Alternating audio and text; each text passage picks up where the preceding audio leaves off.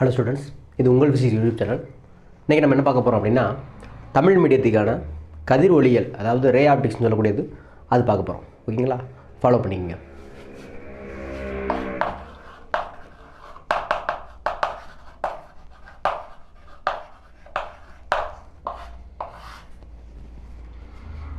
கதிர் ஒளியியலை பொறுத்த வரைக்கும் ஒளியானது நேர்கோட்டு பாதையில் செல்லக்கூடியது.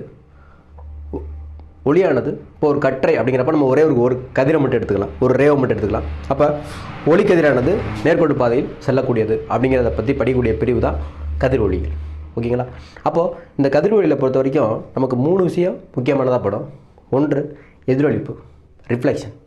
அதுக்கப்புறம் விலகல், ரிஃப்ராக்ஷன். ஓகேங்களா? அப்போ இதனுடைய அப்ளிகேஷன், பயன்பாடுகள், அதான் 3வது விஷயம். அப்போ இதில் நம்ம எப்படி யூஸ் பண்ணுறோம் அப்படிங்கிறத பற்றி தான் நம்ம என்ன பண்ண போகிறோம்னா இன்றைக்கி நம்ம பார்க்க போகிறோம். ஓகேங்களா?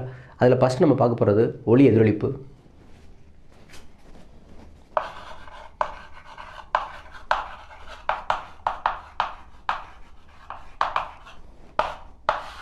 ஒளி எதிரொலிப்புனா ரிஃப்ளெக்ஷன் அப்படின்னு சொல்லுவோம்.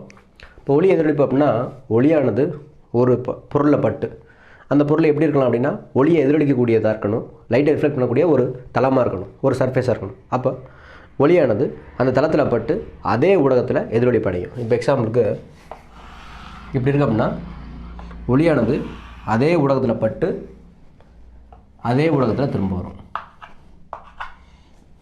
ரைட்டா?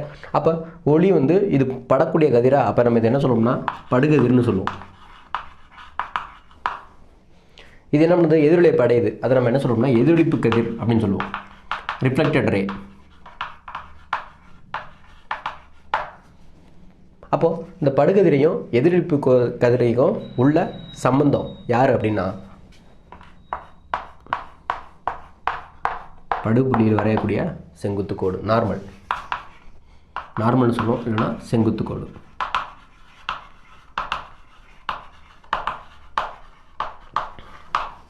ரைட்டா? அப்போ இதில் வேறு ஏதாவது இருக்கா அப்படின்னா இந்த செங்குத்து கோட்டுக்கும் இந்த படுகதிருக்கும் உள்ள கோணம் என்ன சொல்லுவோம்னா படுகோணம்னு சொல்லுவோம். படுகோணம் I = படுகோணம், ஆங்கிள் I = படுகோணம். இந்த செங்குத்து கோடுக்கும் இந்த எதிரொலிப்பு கதிருக்கும் உள்ள கோணத்தை நம்ம என்ன சொல்லுவோம்னா எதிரொலிப்பு கோணம், ஆங்கிள் R = எதிரொலிப்பு கோணம், angle of incidence, angle of reflection. ஓகேவா? அப்போது படுகதிர், எதிரொலிப்பு கதிர், செங்குத்து கோடு, படுகோணம், எதிரொலிப்பு கோணம், இதுகளை வச்ச நம்ம என்ன பண்ணலாம்னா எதிரொலிப்பு விதிகளை எழுதிடலாம். எதிரொலிப்பு விதிகள் என்ன சொல்லுது அப்படின்னா, முதல் விதி படுகதிர், எதிரொலிப்பு கதிர், செங்குத்து கோடு, அது 3 ஒரே தளத்தில் அமையணும் அல்லது ஒரே புள்ளியில் அமையணும். ஒரே தளம்னா இது, ஒரே புள்ளினா இது. ஓகேங்களா? ஒரே புள்ளியில் தான் அமைஞ்சிருக்கு. இது ஃபஸ்ட்டு பாயிண்ட். 2வது பாயிண்ட்டு படுகோணமும் எதிரொலிப்பு கோணமும் சமமாக இருக்கணும். அப்போ செகண்ட் ரிவிஷன்னா ஆங்கிள் I = ஆங்கிள் R. படுகோணமும் எதிரொலிப்பு கோணமும் எப்படி இருக்கணும்? நமக்கு சமமாக இருக்கணும். ஓகேங்களா? அப்போ இதுதான் ஒளி எதிரொலிப்பு. ஒளி எதிரொலிப்புனா உங்களுக்கு புரியுது இல்லையா? இதில் ஒன்றும் பெரிய விஷயம் கிடையாது. ஓகேங்களா? இப்போ நம்ம என்ன பண்ணுறோம் அப்படின்னா நெக்ஸ்ட்டு போகிறோம். இப்போது ஒளி எதிரொலிப்பு நடைபெறுவதற்கு நம்ம எப்படிலாம் நடைபெறோம் அப்படின்னா ஒரு மிரர் தேவை, ஒரு ஆடி தேவை. அப்போ அந்த ஆடிங்கிறப்ப நம்ம 3 வகையாக வகைப்படுத்தலாம். என்னென்ன ஆடிகள் அப்படின்னா சமதள ஆடிகள், கோளக ஆடிகள், பரவளை ஆடிகள் அப்படின்னு 3 வகையாக பயன்படுத்தலாம். அப்போது இதில் நம்ம இன்றைக்கி பார்க்க போகிறது என்ன அப்படின்னா சமதள ஆடி, கோளக ஆடிகள். ஓகேங்களா? அப்போ ஃபஸ்ட்டு நம்ம பார்க்க போகிறது என்னென்னா சமதள ஆடி. சமதள ஆடி அப்படிங்கிறத நம்ம என்ன சொல்லுவோம்னா பிளேன் மிரர்னு சொல்லுவோம்.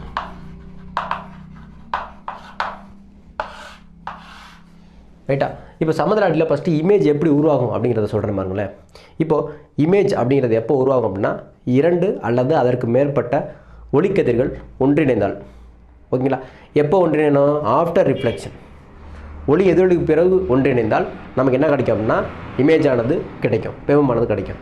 அப்போ என்ன சொல்லணும்னா பிம்பம். ஃபஸ்ட்டு பிம்பமாக இமேஜ் எப்போ கிடைக்கும் அப்படின்னா 2 அல்லது அதற்கு மேற்பட்ட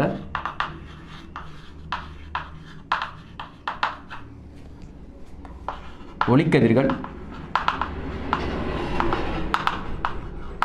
எதிரொலிப்புக்கு பிறகு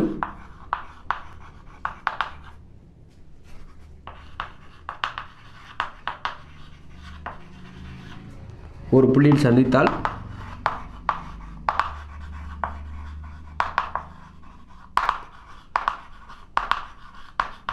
நமக்கு என்ன ஏற்படும்னா பிம்பம் ஏற்படும்.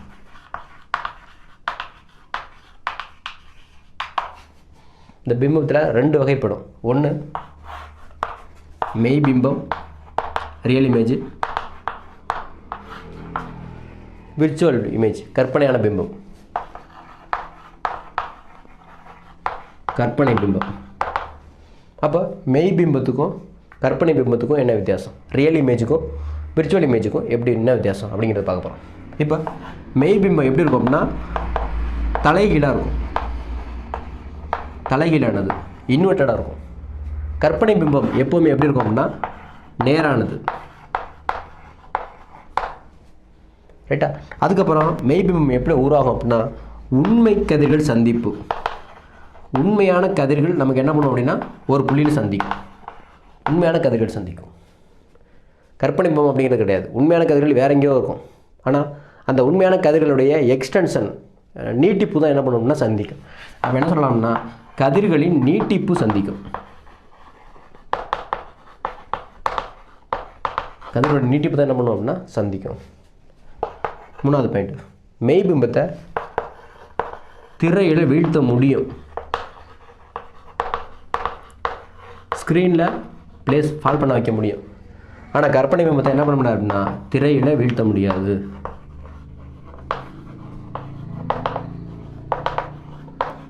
திரையில் வீழ்த்த முடியாது. ரைட்டா? இதுதான் மெய் பிம்பத்துக்கும் கற்பனை பிம்பத்துக்கும் உள்ள வேறுபாடு. ஓகேங்களா? தலைகீழாக இருக்கும், உண்மையான கதிர்கள் திரையில் வீழ்த்த முடியும். யார் அப்படின்னா மெய் பிம்பம். கற்பனை பிம்பம்னா நேராக இருக்கும், கதிர்களோட நீட்டிப்பு தான் என்ன பண்ணணும் அப்படின்னா சந்திக்கும், திரையில் வீழ்த்த முடியாது கற்பனையான பிம்பத்தை. ஓகேங்களா? அப்போ பிம்பம் அப்படின்னா நமக்கு என்னென்னு தெரிஞ்சு போச்சு. அடுத்து சமதளாடி பார்ப்போம். ஓகேவா? ஃபாலோ பண்ணி சமதளாடியில் ஒரு எக்ஸாம்பிளோட பார்ப்போம். இப்போ நான் என்ன பண்ணுறேன் அப்படின்னா இது ஒரு சமதளாடி.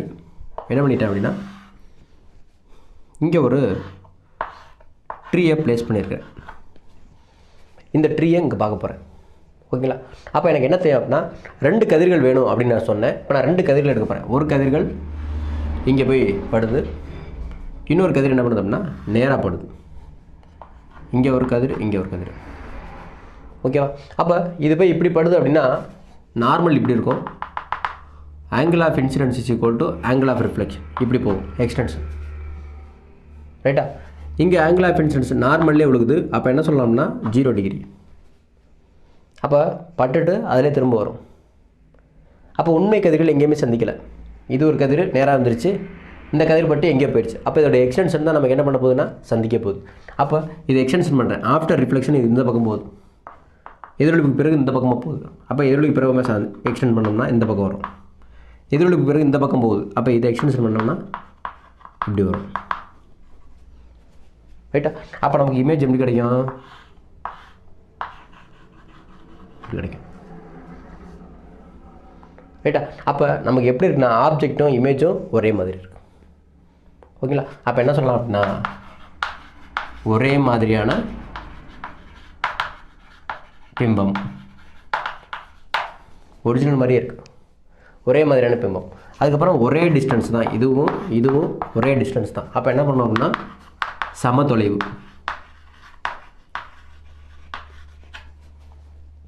இந்த டிஸ்டன்ஸும் ஈக்குவல், சமதொலைவில் அமையும். அதுக்கப்புறம் என்ன சொல்லலாம் அப்படின்னா சைஸ் ஒரே மாதிரி இருக்கும். அதான் நம்ம ஒரே மாதிரியான பிம்பம்னு சொல்லியாச்சு, ஒரே டிஸ்டன்ஸ்னு சொல்லியாச்சு. வேறு என்ன சொல்லலாம் அப்படின்னா இப்போ நம்ம என்ன பார்க்குறோம் அப்படின்னா இது எந்த வகையில் இருக்குது அப்படிங்கிறத பார்க்குறோம். அப்படி பார்க்குறப்ப நமக்கு பிளேன் மிரரில் ரைட் கை எதுக்கணும்னா லெஃப்ட் கை இது பண்ணணும், லெஃப்ட் கை எதுக்கணும்னா ரைட்டு கை இது பண்ணணும். ஓகேங்களா? அப்போ இட வலஞ்சொலி மாற்றம் இருக்கும்,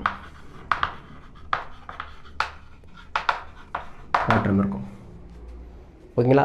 இதுதான் இதோடைய பிளேன் மிரருடைய ப்ராப்பர்ட்டிஸ். ஓகேங்களா? ஃபாலோ பண்ணிக்கோங்க. நெக்ஸ்ட்டு ஸ்பெரிக்கல் கோளக அணிகள் பார்ப்போம்.